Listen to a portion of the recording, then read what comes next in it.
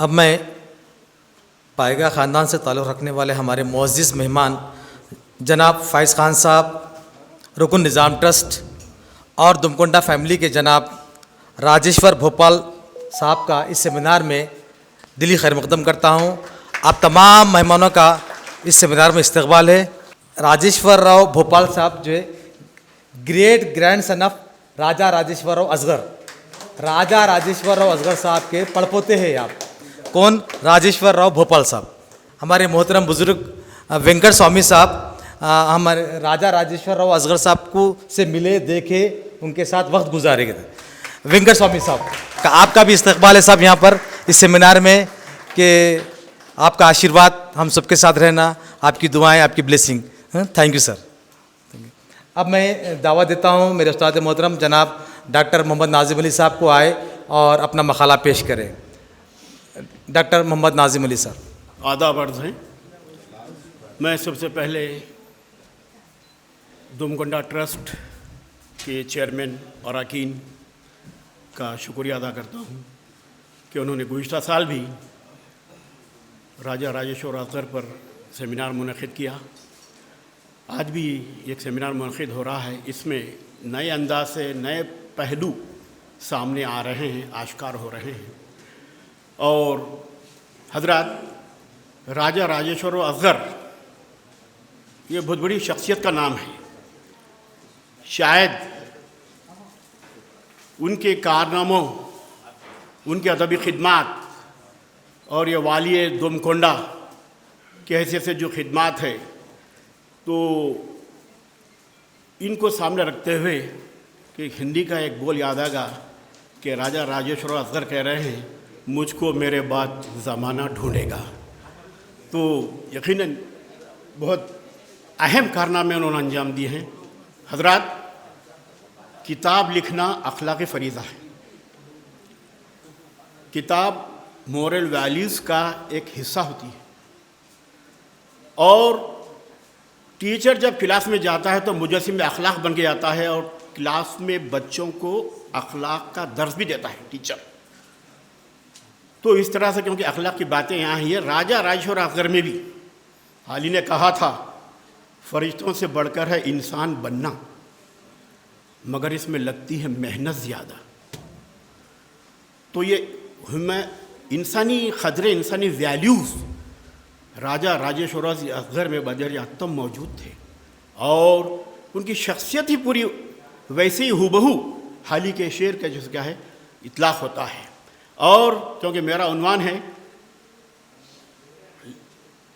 Contribution of लेक्सोग्राफी of राजा राजेश्वर असगर, क्योंकि हज़रात किताबें मैंने कहा डिक्शनरी लिखना सबसे बड़ा मुश्किल काम है।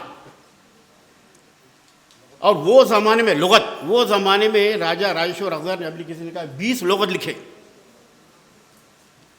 ये बहुत बड़ा जो क्या है कारनामा है, लसानी कारनामा है, ज़बान को फ़रोग़ देने का कारनामा है, अदब को, लसानियात को फ़रोग़ देने का कारनामा है।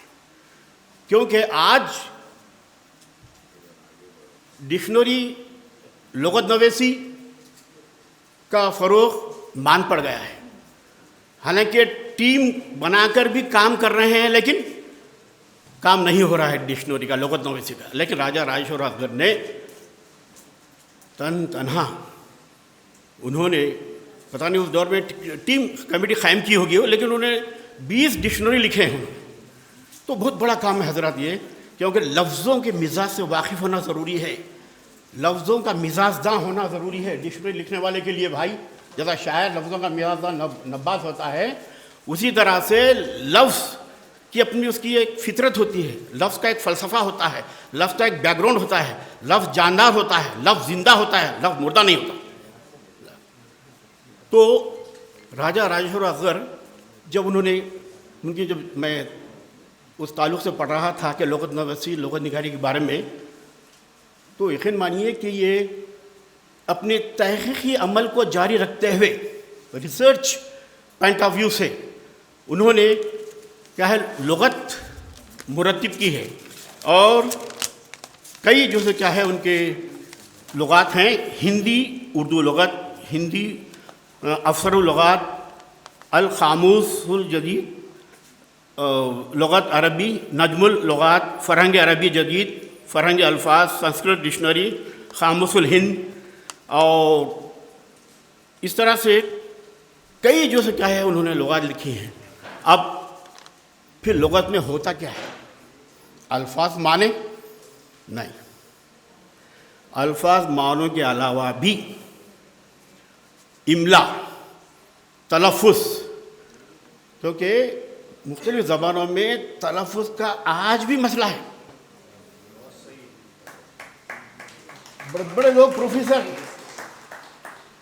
तख़य्युल को तख़ील भी कहें, बड़े बड़े प्रोफेसर, और हम 20-40 साल से तख़य्युल कर रहे हैं, इमेजिनेशन।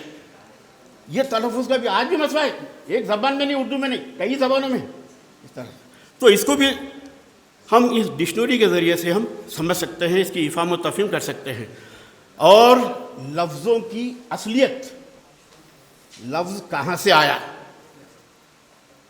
हर ज़बान जनाब मखलूत होती है। तेलुगु में भी संस्कृत के अल्फाज हैं, तेलुगु में भी दूसरे ज़बानों के अल्फाज हैं, मखलूत है, mixed language, every language is mixed language. जो मखलूत ज़बान है तो लफ्ज़ों की शिनाख्त, लफ्ज़ों की असलियत, लफ्ज़ की रूह मालूम करना बड़ा मुश्किल होता है, बड़े पापड़ बेलने पड़ते हैं, बहुत मेहनत शाखा की ज़रूरत होती है जनाब। और अल्फाज की हिज्जे किस तरह से हम उसको अदा करें, तो इस तरह से इन चीज़ों को कंप्लीट करने के लिए राजा राजेश्वर असगर ने कई ज़बानों पे उबूर हासिल किया। मैं ये ऐसी शख्सियत है जनाब, ये हैदराबाद दक्कन की, कि मैं खुद बड़ी कभी हैरतज़दा हो जाता हूँ कि भाई इतना एक शख्स इतना काम कैसा किया।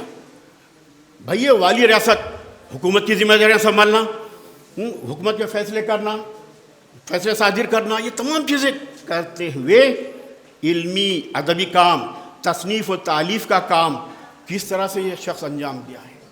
कई ऐसे प्रोफेसर हैं बग़ैर किताब के भी रिटायरमेंट हो गए हैं, कई ऐसे दानिश्वर हैं कि बग़ैर के कुछ लिखे पढ़े के जो क्या है रिटायर हो गए हैं।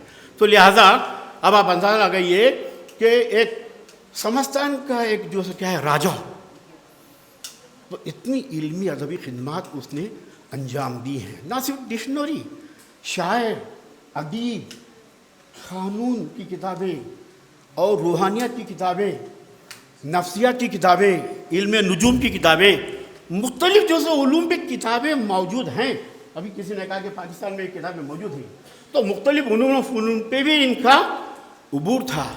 तो मैं तो कहता हूँ कि साहब ये शख्सियत बहरुल उलूम, इंसाइक्लोपीडिया की मानिंद थी, जिन्होंने जैसे इतना बड़ा कारनामा क्या है दुनिया में अंजाम देकर चले गया है। तो लिहाजा वक्त के साथ साथ, क्योंकि मैंने कहा कि दुनिया राजा राजेश्वरों को ढूंढती रहेगी, तलाश करते रहेगी, तहकीक करते रहेगी और उनका मुकाम उनको जो है अता करते रहेगी। इन्हीं चंद कलमात के साथ राजा राजेश्वर असगर के बारे में कहता हूँ कि इकबाल का जो शेर है, हज़ारों साल नरगिस अपनी बेनूरी पे रोती है, बड़ी मुश्किल से होता है चमन में दीदावर पैदा। ऐसा बड़ा दानिश्वर राजा राजेश्वरों ने दानिश्वरी के जैसे क्या है खिदमात नुखूश छोड़कर इस दुनिया से चले गए हैं। मैं भगवान से अल्लाह से दुआ करता हूँ कि आत्मा को शांति दे और उनकी खिदमात जो हैं वो फैले फूले और उनकी खिदमात से नई नस्ल में अखलाकी जो के तसव्वुरात आ जाएँ। शुक्रिया। शुक्रिया सर आपका।